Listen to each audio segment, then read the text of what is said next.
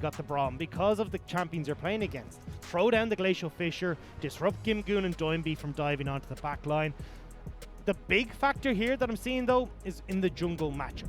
Whenever a Nocturne's locked in, you gotta wait till that level 6 point. You're pretty much a non-factor in ganks otherwise. So this is opening up TN to have free control of this early game and try and take it over again for FPX. Well, it's time for game number 2 of this series. FPX 1-0 up, and they're looking to crush RNG underfoot. If it's anything like game number 1, FPX looked like a heavy favorite, but with a weird draft coming on through, with all of the jungle bans, everybody's eyes need to be on Xiaolongbao here as he brings Nocturne to the Rift. And how does Xiaolongbao want to try and root through this jungle? Because he really needs to avoid Tien in a lot of these situations. It becomes a lot easier when we look towards these solo lanes. Longxing and Xiaohu will both have push pressure, so should give at least a little bit of respite to Xiaolongbao, because he won't have to worry about Tien invading his jungle or any funny business in that respect. Here we go, late invade coming out from RNG. Doinby though is going to be the target. He does just about get away from the Winter's Bite. We'll be able to trade back slightly onto Xiaohu, but certainly not a favorable trade for him. And once again, we see the late invades coming through from the side of RNG. This time it's going to be onto the blue buff. Xiaolongbao going to be able to grab that for himself. This will be spotted by FPX, so they know, look, we're on a split map sort of basis. So watch Longxing and how he positions at this wave. Should let this crash in, allow Gimgoon to hit the wave first. So even with this favorable matchup, it'll be Longxing who's taking a step back in this early game. This time as well, going to be Gimgoon on the Aatrox for the side of FPX. And it's very much going to be a comfort champion for him. It's something he's played a lot of. We are going to see the electrocute here for the side of Xiaolongbao. Obviously Nocturne, you're going to be one of those AD junglers, but very much an assassin from the jungle. The electrocute will help out massively in this dive potential we were talking about. The problem I'm seeing though is watch where Longxing is. They're now moving across with Xiaohu. Tian could be in trouble here. Stun not available yet though for Longxing, and it means that Tian can just crawl away from the play on that one. Actually, he might look for a repeat gank there. Tian moving back on the minimap. You can see him going for Longxing. Flash for the knockup. Longxing has to use his own flash, but he's slowed, and he will be finished off. Yet again, we see the first blood on the Aatrox. Longxing used his Q on the wave, which pushed it too far forward. And not even Xiaolongbao, Tian, even though he only did 2 camps, was close enough to soak the experience from minions dying in lane, hit the level 3, and managed to get the gank off. That was Longxing not respecting this split in the map that we talked about earlier. Fantastic stuff coming out once again. Tian the one to start things off for FPX. He's the one that, actually, I'm telling a lie. Last time around, it was Xiaolongbao that started the play onto the likes of Tian, but it was the rest of FPX that collapsed. This time, it's Tian starting things off. Originally, RNG did try to collapse in the play, but they didn't. I don't know why they tried to, because they're behind in people on that side. You see as well, Doinby now having a great time in this mid lane against the Rumble, because once you start to get these Kingslayers off, you can take these early trades. But in the bottom side, we're seeing trading again, though Crisp would just walk away with nobody taking much damage. Yep, not much going to be able to come out there with a Nautilus and a Braum in the bottom lane. Both going to be very, very tanky. Both going to be able to protect their carries in these kind of situations. Tien has spotted out Xiaolongbao, calling for assistance. Look at where Doinby is. He can come to help. Oh no, Xiaolongbao, you can't. Oh, hey, no, it's all fine. No, it's not. Doinby's here. Doinby's coming in as well. He's going to have some movement speed. Xiaohu here to protect him. Flash had to come through. It's actually a teleport used by Gimgoon. Well played by Xiaolongbao to get away from that. I thought Doinby was going to rotate faster, so then they'd actually have the collapse before Xiaolongbao to get to safety. Big hook onto Betty there. Ming going to be there with the Unbreakable, but still Betty gets punished by the likes of LWX.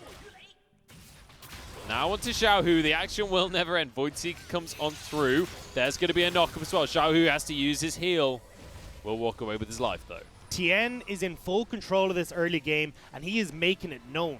Rek'Sai already against the more popular picks that we see in the jungle, like the Lee Sins and the Jarvans, takes over levels 1 to 5. You put him up against the Nocturne who leaves even longer to scale, well, Rek'Sai is going to have a field day. Gank in the top lane, successful. Putting behind Xiaohu in the mid lane, successful. And FPX at any point in time can turn towards this dragon and pick it up successfully as well. FPX once again with the early control here. 400 gold ahead, but Xiaolong Bao is here, as is Xiaohu. So I don't think Tian can walk away from this one.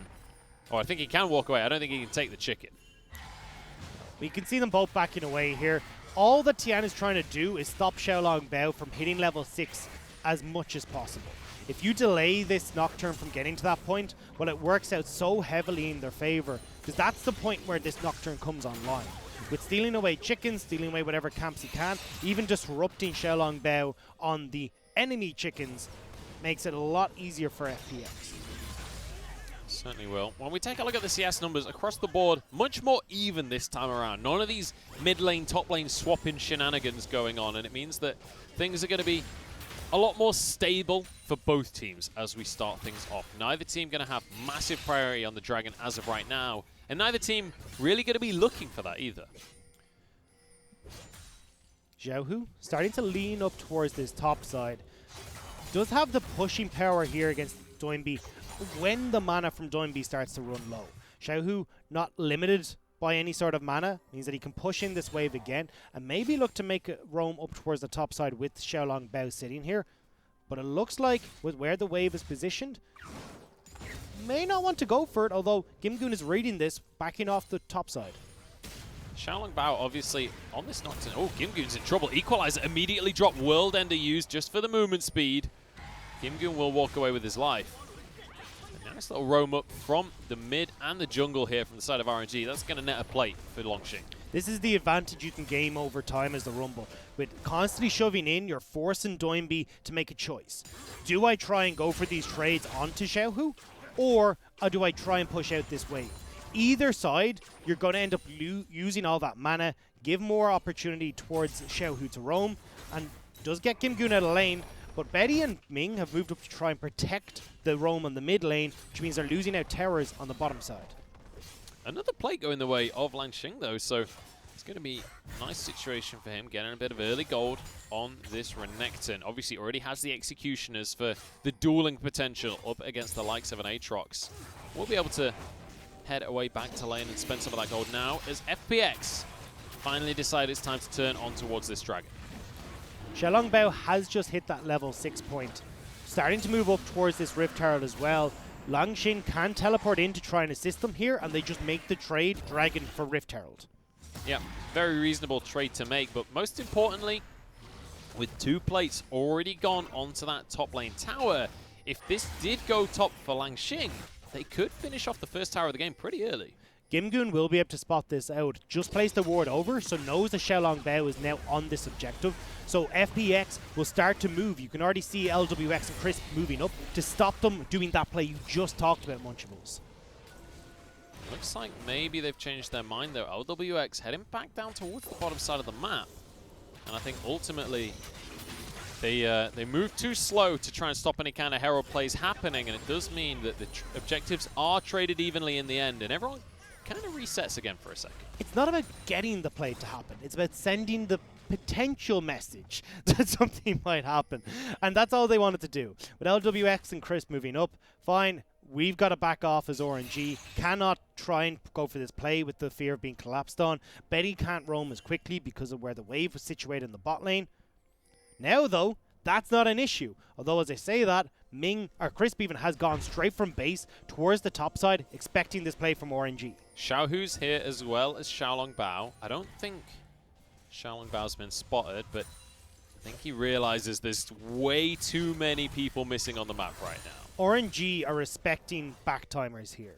They know Crisp has already returned to base before LWX, so we'll get out on the map faster, and that's where Crisp was moving to. So understanding that we can't go for this play in the current situation because we don't know where Crisp is, we don't know where Tian is, but already RNG are putting big indicators that they want to try and get Longshin snowballing once more. A different style from what we usually expect from RNG, which is towards Xiaohu and towards Betty and these dragons.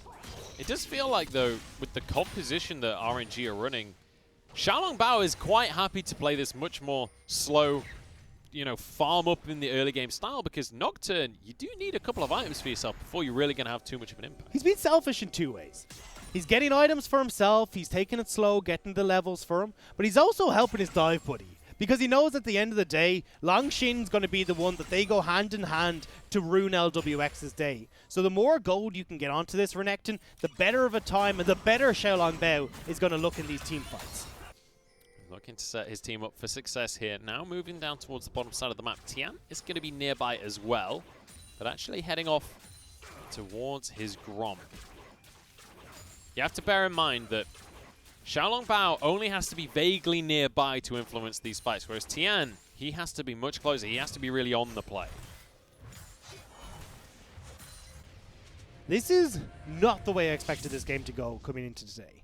When we looked at what happened in our summer finals of 2019, still a slower game, but much more kills when it got to the 11-minute mark. People outperforming and pushing themselves to the limit to make this game, to put themselves as the #1 for summer 2019. Now, though, FPX are pretty handily running away with this early game. And even though it doesn't look like it on the gold lead, it's the pressure they're putting down with the movements like this that are going to start to snowball that lead, getting turret plates for themselves and getting advantages. Well, they found an advantage in the bottom lane as Jimby moves down to that side of the map to look to try and get a first tower. But in the meantime, same thing happens for RNG just on the top side of the map. It's going to be Langxing that's going to be the benefactor of this play. Who gets the first tower, though? Looks like it will be RNG. This is something we're seeing slightly different from 10.4 to 10.5. You're getting the Rift Herald put down by the junglers, but the junglers are abandoning helping out on the push. Because the changes to Bulwark, if you end up sticking around too long, giving extra armor to that tower makes it a lot harder for you to benefit off that tempo play. So now Langxing getting solo gold, a big croc on the top side.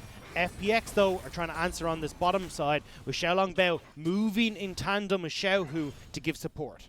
Doomby actually pretty low on mana there, though, so they do need to be cautious not to bite off more than they can chew. Xiaohu just going to shove the mid lane in the meantime and force Doomby back on into his own lane. Dragon going to be spawning in 20 seconds. FPX the one to get the first one of this game. They were in complete control of that objective last game as well. Let's see if they can get #2 here. Doimby won't have access to the equalizer, though. Well, almost have access to the equalizer. The timer isn't quite finished on Xiaohu.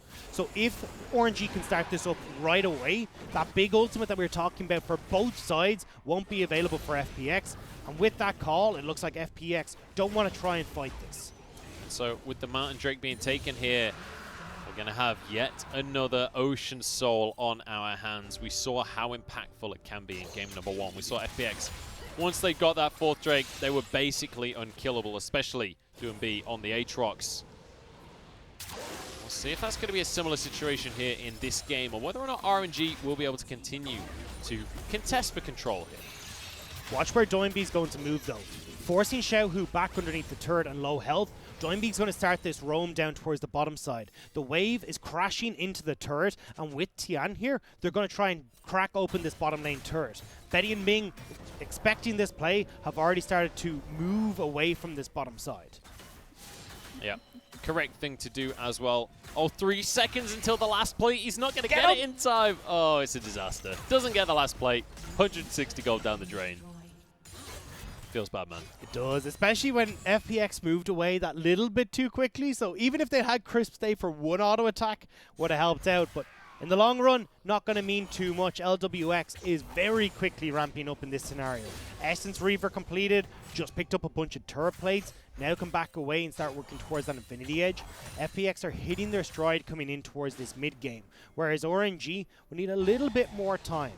You want to see Betty come up towards 2 to 3 items before he can really take on a lot of the damage that's coming out from the FPX side. Yeah, and I mean, you already mentioned the amount of damage coming out from FPX, but here we go. Langxing up towards the top side. We do have the paranoia popped here by Xiaolong Bao. It's literally just a deterrent though. They just want to stop anything happening. Doinb actually dropping the equalizer, was about to time out. And this is a problem now. Again, equalizer not available for Doinb at these big objectives. They did try and use it on the play on the bottom side, didn't end up needed, but RNG actually just calling this, saying, hey look, you're gonna crack towers with the Rift Herald, we're just gonna take yours straight off. Yeah, Rift Herald doesn't do anything if the other team already had that objective. All you're gonna do is be able to equalize. They can still move across. This is going down pretty slowly, although with LWX coming over, they decide to back away. And already are Xiaohu moving down towards this bottom side to collect the wave and start to work on the last remaining outer turret. There is a teleport available for Game2, but he's going to be the only one. Oh, Ming actually caught up here. Unbreakable keeps him alive for now. Knock up there, though. Good amount of CC and force the flash. Now onto the likes of Doinb. He's going to be stunned, exhausted, knocked up, and almost taken down. Walks away, but Betty finishes the kill now. Onto the likes of Game2. Another flash forced, and RNG equalize the kills. Doinb is an ult bot right now.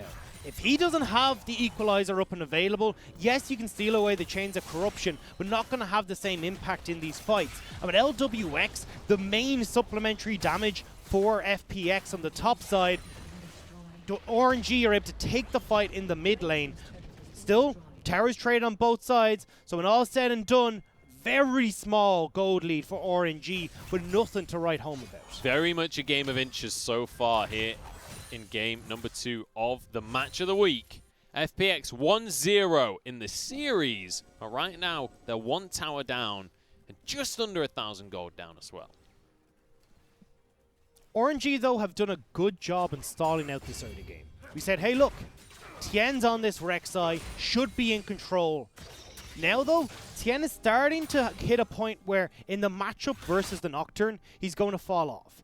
Doesn't have the same dive potential, can't get onto the likes of Betty, can support LWX in the backline, but that's pretty much this Rek'Sai is all going to be capable of at this stage of the game. When we look towards the top lane as well, Langxing completed that play to the Rune King, now going up against Game2's Aatrox with the Executioner's Call in the back pocket, will also win out in these matchups. The only one realistically where RNG are behind is Betty, because we want Betty to get up towards the Blade of the Rune King, the Guinsoo's, and the Runin's Hurricane, whereas LWX is hitting that sweet spot of the 2 items and a great bullet time for FPX. Vision control now being gleaned for the side of RNG as they move towards this Drake. And it looks like by the looks of things, FPX going to be quite happy to just concede, at least for now. They're going to be getting some recalls off. Crisp heads back to base. 25 seconds until this Drake spawns. FPX need to have pre-controlled vision before they go for a lot of these plays. They are, though, going to toss down the Rift Herald in this mid lane, try and force RNG away, but it's put down a little bit too early. Still 10 seconds before the Dragon, so RNG can respond to this and still fight at the Drake. Oh, that's going to be Chains of Corruption. In they go onto the likes of LWX, and the equalizer will burn him to a crisp. Speaking of crisp, he goes down as well. It's 2 for RNG, and they're the ones to move to the Baron. You can see exactly how these team fights are playing out for RNG. Picture perfect. Xiaolong Bao goes in on the back line. Even has the stopwatch there to keep himself safe as the equalizer from Xiaohu finishes things off. FPX are trying to do the exact same, but unfortunately, their dive potential isn't a semi-global like the Nocturnes. Now, as the Dragon goes the way of RNG, that's 2-1 in their favor, 3-1 in terms of kills, and a 2,000 gold lead. We're looking at a very different Game 2 to how we started this series. And FPX will struggle as this game goes on. You can see here, great ultimate from Betty onto LWX, and even with the cleanse, it doesn't matter. There's too much happening in the back end of these fights to deal with, and this is what we said in Champ Select. LWX will struggle to set up in these team fights. Is definitely not getting the bullet time any time close to going off at that point. And now FPX have got to go, okay, how do we try and win out in these fights? How do we try and play out this game? The best option for them is to go into a split push. Have Game2 off from the side, have Doinb off from the side, and use these double TPs. Spread RNG out. If they can't have the dive buddies of Langxing and Xiaolong Bao working together, it becomes a lot easier for them to navigate these team fights in the 3v3.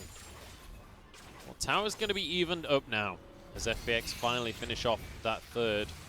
That is going to mean that no tier 1s remain on the map. When it comes to control of neutral objectives, neither team will have that defensive advantage that the tier 1s will offer. This favors RNG again, though, because if you've got less places to run to from the Nocturne, that works out wonderfully for Xiaolong Bao. I'd love to see Xiaolong Bao move in towards a GA now. You've already got enough damage. You've got the Umbral Glaive there completed, so a bit of lethality. Not the highest lethality item, but I think the GA, having that second time around in these team fights will be so much more valuable. Because when you've got to go so deep onto the likes of LWX, well, at least keeping that threat up in these fights can start to get this snowball going, or even have you kill LWX, survive yourself, and then not give the gold over to FPX. Absolutely, and you can see as well, he's gone for the Scryer's Orb Trinket because he's gone for that Umbral Glaive. You kind of don't need the Sweeper in the same way. You have the ward clear potential already, so you can focus less on removing their wards, focus more on getting your own vision, being able to spot out these objectives. And also, the Scryer's Orb for Nocturne allows you to get onto your targets for Paranoia. Which is pretty crucial, because as we said, FPX have the opportunity to move in to these objectives early. Well, maybe not so much now with the way RNG are playing, but at one point had an opportunity to move in and get control of these objectives. And if you've got LWX hiding off on the side, it makes it a lot more difficult for RNG to execute these fights.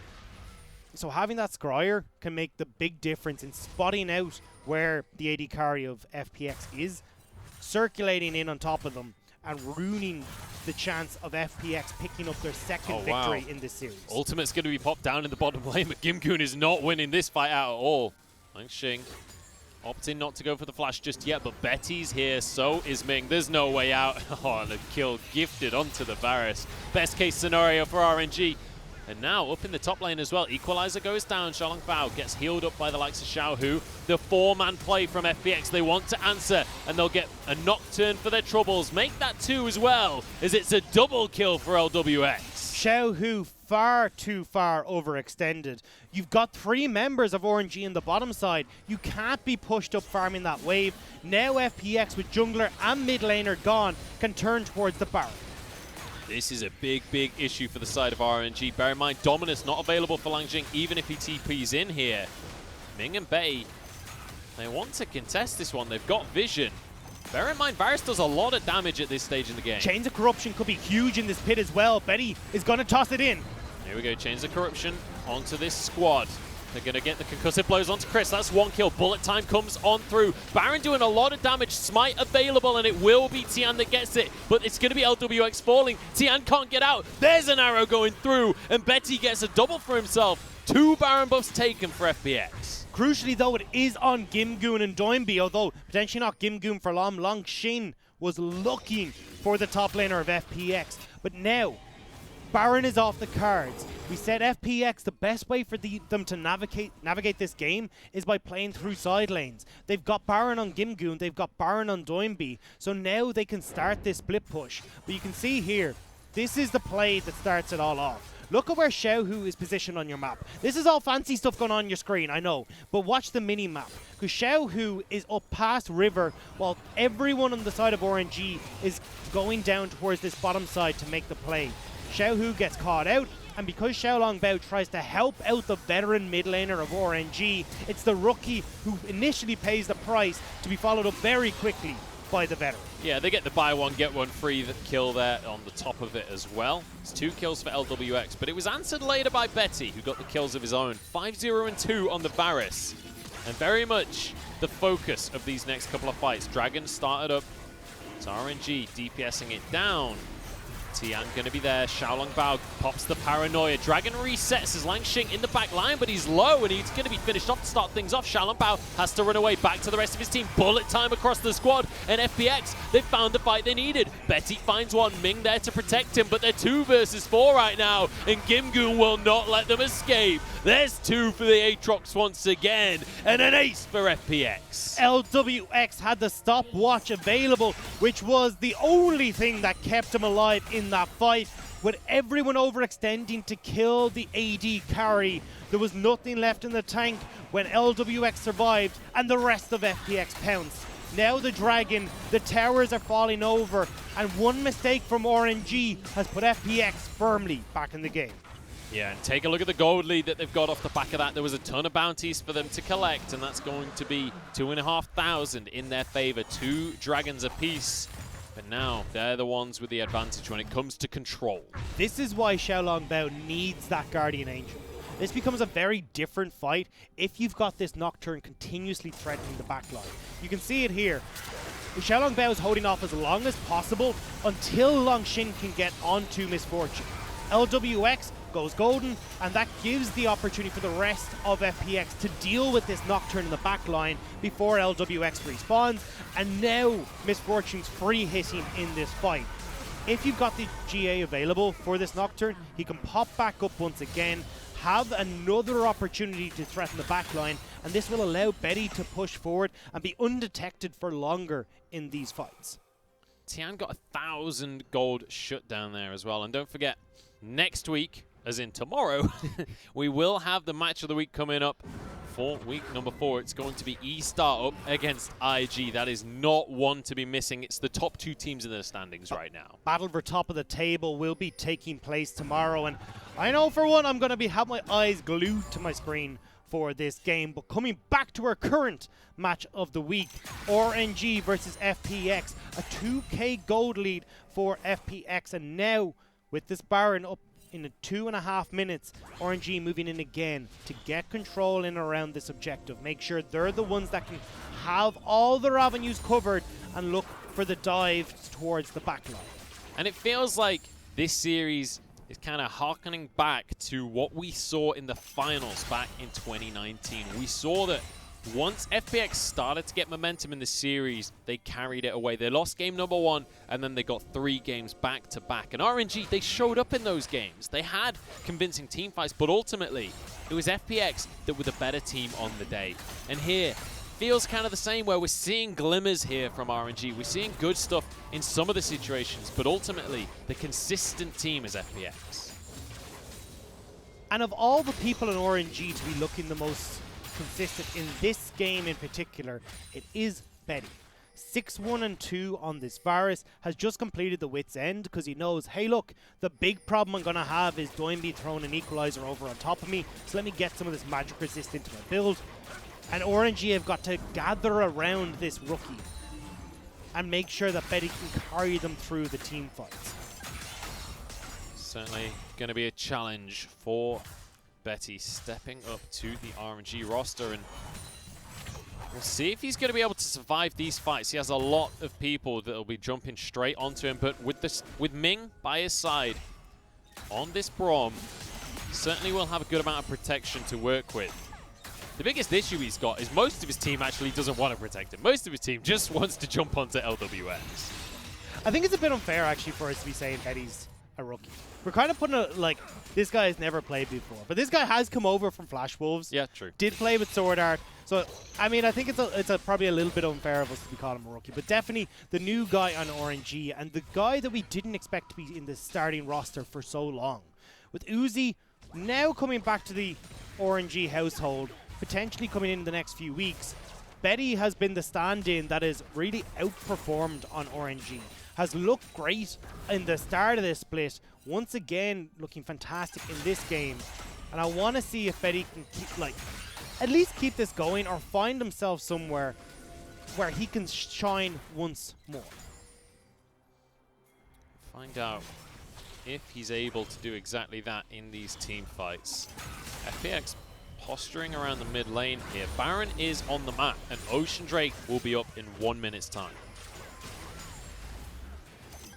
Ocean Drake definitely not the focus of these teams. Someone will probably wander over that way and pick it up just as an afterthought, but Baron is definitely the one that's on the cards. The Ocean Drake would put people on Soul Point, but you cannot be given over control of the Baron at 30 minutes into this game. Already FPX have shown how quickly they can snowball off of that objective, so RNG will want to make certain that they're in control before FPX can move in. Not to mention the strength of the solo lanes on both of these compositions. If you do get the Baron buff, becomes very difficult to deal with them. Tian off on the flank there, but won't be able to find a way to get onto RNG here. And as you said, Baron's going to be the focus here, but Ocean will spawn in 10 seconds. We could see one team just wander over, maybe someone solos it just to grab the objective for themselves. Look into the soul for later. Xiaolong Bao is so close to that GA. Oh, the flash engage comes on through. That's a depth charge only onto Ming, though. Betty still surviving. A lot of ultimates burned on both sides here. Langxing still with the Dominus up. World Ender available for Gimgoon. Neither team has an equalizer, though. We'll be moving back in. Doinby, though, will have that back up quicker because Doinby actually stole away the Chains of Corruption from Betty. So has the opportunity with this ult now returning to steal it away for this Baron fight. Here we go. This could be a game-deciding moment right here. Baron started off for the side of RNG, down to 2,000 HP. The smite goes down from Xiaolong Bao. Ming surviving for now. Look at LWX in the backline surviving from the burst. Ada Langxing, Golden in the back. And it's Doinby to survive. The Kingslayer's huge, and he lasts the fight. Double kill for LWX. Another team fight for FPX. The Baron might have gone to RNG, but the victory goes to FPX. Tian is scaring Longshin into the top lane, while the rest of FPX corral around the minions. They're gonna crack the base. They're looking to end things right here. FPX moving straight on towards the mid lane inhibitor. 20 seconds remaining on the death time of Xiaolong Bao. Langxing trying to delay things.